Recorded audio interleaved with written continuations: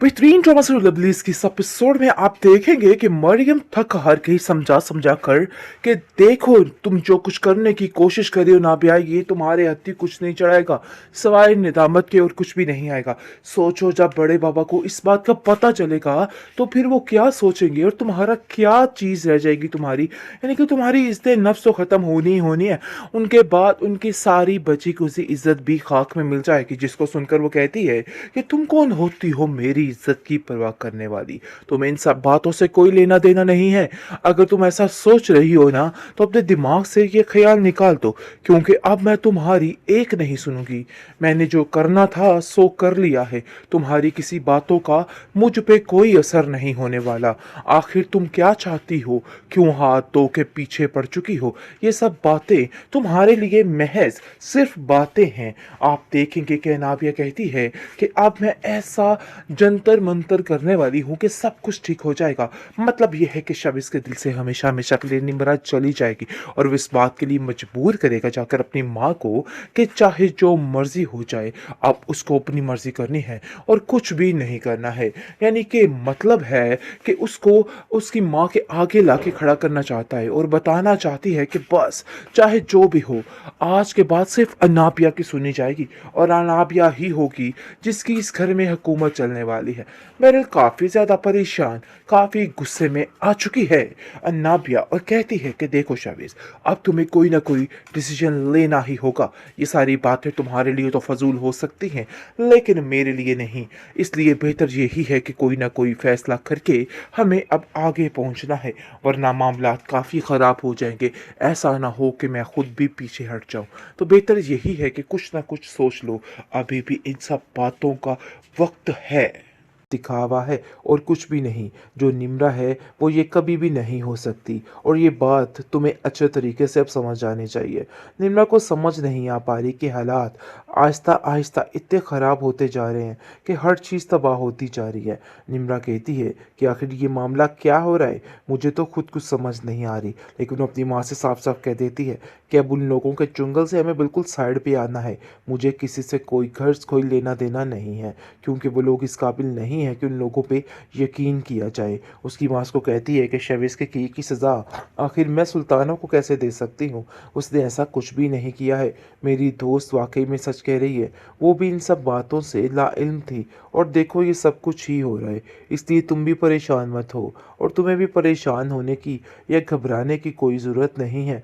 आप देखेंगे कि शवेस साफ साफ कह देता है कि मुझे तो समझ नहीं आ रही, और मैं साफ साफ अब अनाबिया की माँ से जाके इस बारे में बात करूँगा।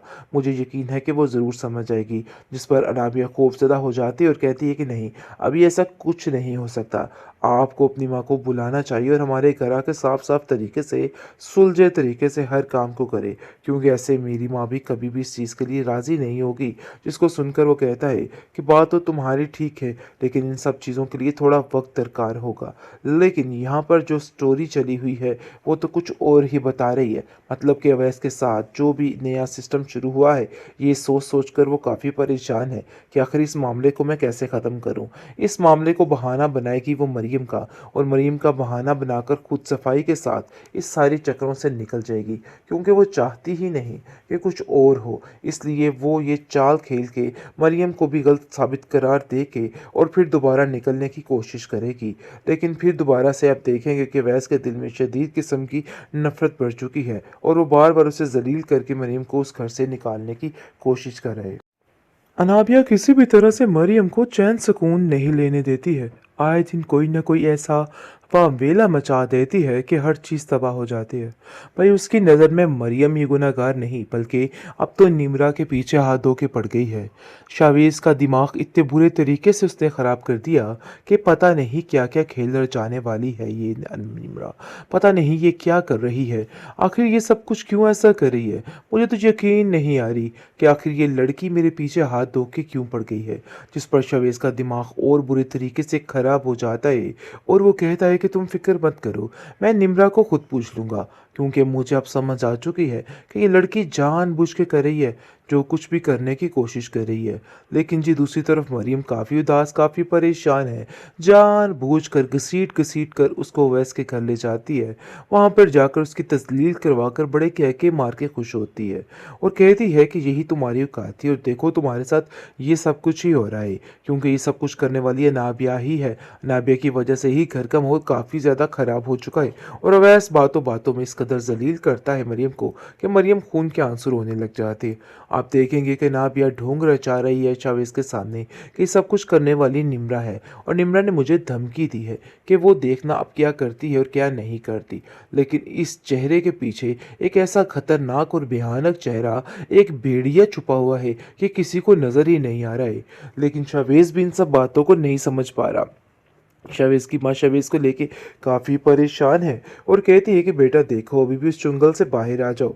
तुम नहीं जानते कि वो लड़की कितनी चालाक है। अरे वो जिस दिन पहली दफ़ा हमारे घर आई थी ना, उसकी चालाकियों को मैंने भांप लिया था। वो बहुत ही खतरनाक किस्म की औरत है। तुम उससे वाकिफ़ नहीं हो। तुमने इस खतरनाक औरत की वजह से मासूम भोली-भाली निम्रा पे शक करके उसको साइड पे कर दिया है। लेकिन ये सिर्फ़ और सिर्फ़ दिखावा है और कुछ भी नहीं। जो निम्रा है वो ये कभी भी नहीं हो सकती और ये बात तुम्हें अच्छे तरीके से अब समझ आनी चाहिए। निम्रा को समझ नहीं आ पा रही कि हालात आहिस्ता आहिस्ता इतने ख़राब होते जा रहे हैं कि हर चीज़ तबाह होती जा रही है। निम्रा कहती है कि आखिर ये मामला क्या हो रहा है, मुझे तो खुद कुछ समझ नहीं आ रही। लेकिन वो अपनी माँ से साफ साफ कह देती है कि अब उन लोगों के चुंगल से हमें बिल्कुल साइड पे आना है। मुझे किसी से कोई खर्च कोई लेना देना नहीं है, क्योंकि वो लोग इस काबिल नहीं है कि उन लोगों पे यकीन किया जाए। उसकी माँ उसको कहती है कि शवेज़ के किए की सज़ा आखिर मैं सुल्ताना को कैसे दे सकती हूँ, उसने ऐसा कुछ भी नहीं किया है। मेरी दोस्त वाकई में सच कह रही है, वो भी इन सब बातों से लाइल्म थी और देखो ये सब कुछ ही हो रहा है। इसलिए तुम भी परेशान मत हो और तुम्हें भी परेशान होने की या घबराने की कोई ज़रूरत नहीं है। आप देखेंगे कि जावेद साफ साफ कह देता है कि मुझे तो समझ नहीं आ रही और मैं साफ साफ अब अनाबिया की माँ से जाके इस बारे में बात करूँगा। मुझे यकीन है कि वो ज़रूर समझ आएगी। जिस पर अनाबिया खौफज़दा हो जाती है और कहती है कि नहीं, अभी ऐसा कुछ नहीं हो सकता। आपको अपनी माँ को बुलाना चाहिए और हमारे घर आके साफ साफ तरीके से सुलझे तरीके से हर काम को करे, क्योंकि ऐसे मेरी माँ भी कभी भी इस चीज़ के लिए राज़ी नहीं होगी। जिसको सुनकर वो कहता है कि बात तो तुम्हारी ठीक है, लेकिन इन सब चीज़ों के लिए थोड़ा वक्त दरकार होगा। लेकिन यहाँ पर जो स्टोरी चली हुई है वो तो कुछ और ही बता रही है। मतलब कि अवैस के साथ जो भी नया सिस्टम शुरू हुआ है, ये सोच सोच कर वो काफ़ी परेशान है कि आखिर इस मामले को मैं कैसे ख़त्म करूँ। इस मामले को बहाना बनाएगी वो मरियम का और मरियम का बहाना बनाकर खुद सफाई के साथ इस सारी चक्रों से निकल जाएगी, क्योंकि वो चाहती ही नहीं कि कुछ और हो। इसलिए वो ये चाल खेल के मरियम को भी गलत साबित करार दे के और फिर दोबारा निकलने की कोशिश करेगी। लेकिन फिर दोबारा से आप देखेंगे कि वैस के दिल में शदीद किस्म की नफ़रत बढ़ चुकी है और वो बार बार उसे जलील करके मरियम को उस घर से निकालने की